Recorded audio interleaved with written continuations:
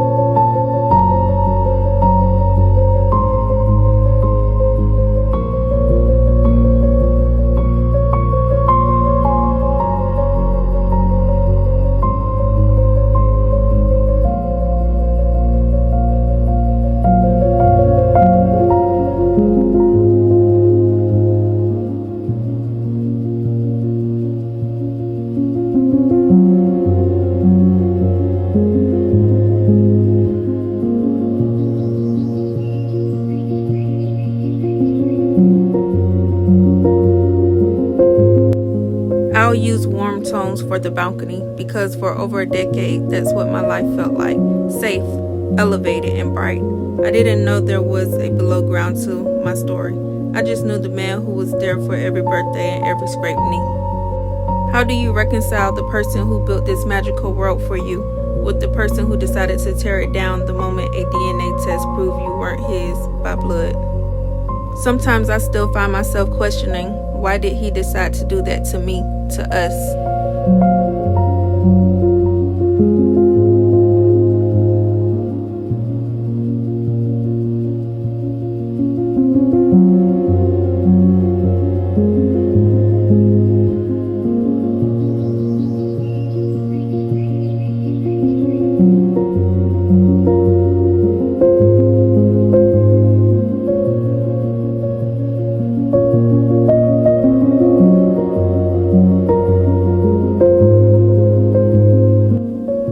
When the truth came out, it felt like the ground opened up. At 12 years old, I was forced down into this burrow. It wasn't just the shock of the news. It was the way the love seemed to evaporate because of a biological fact I had no control over. I still find myself calling him dad when telling my childhood stories, still feeling like I'm betraying the woman I am today just to comfort the child I was back then. I'm shading this earth because that's what it feels like, heavy, dark, and isolating.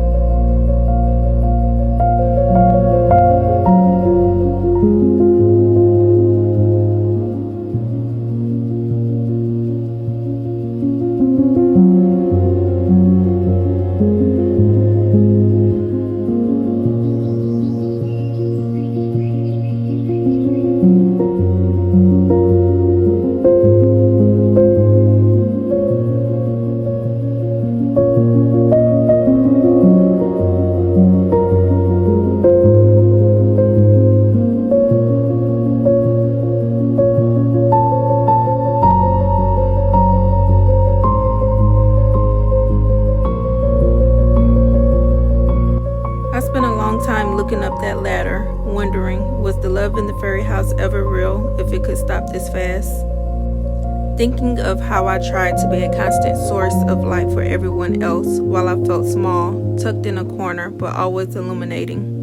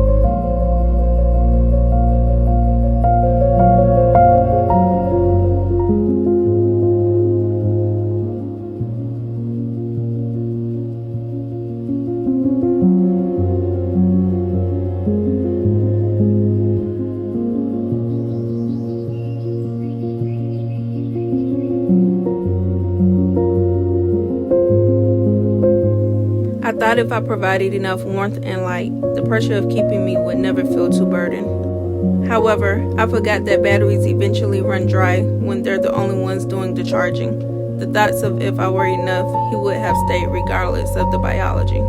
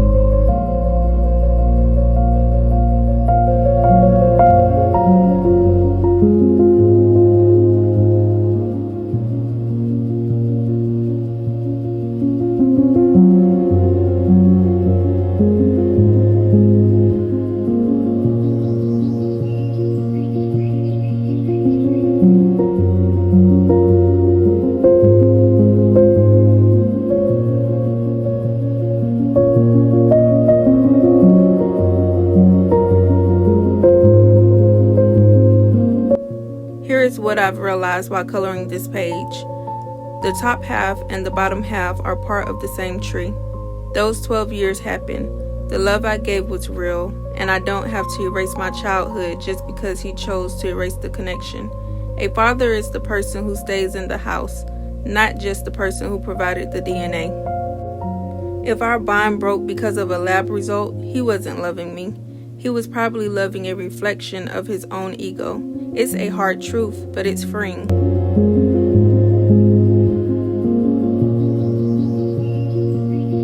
Even though there's a burrow underneath, the whole structure is still standing.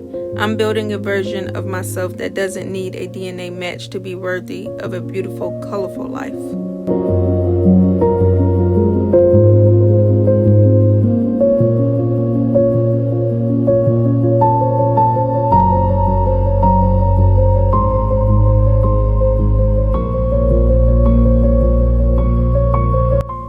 As I put the finishing touches on this burrow, I'm realizing that the 12-year-old me would be so surprised to see where we are now.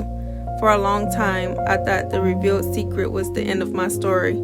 I thought being unchosen by him meant I was unchoosable. But looking at this page, the burrow is just as much part of the beauty as the flower roof.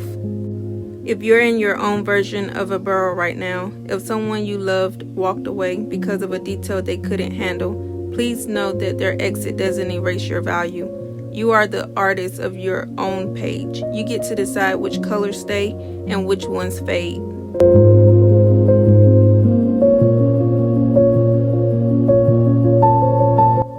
There it is, a house with a hidden story, but a house that's still standing and full of life. Thank you for letting me share a piece of my real life with you today. It's not an easy story to tell, but coloring it with you made it feel a lot lighter. If you've ever had a moment where your blueprint was torn up, let's talk about it in the comments, or just let me know if you live in the flower house or the cozy burrow. Take care of your heart this week. I'll see you in the next one.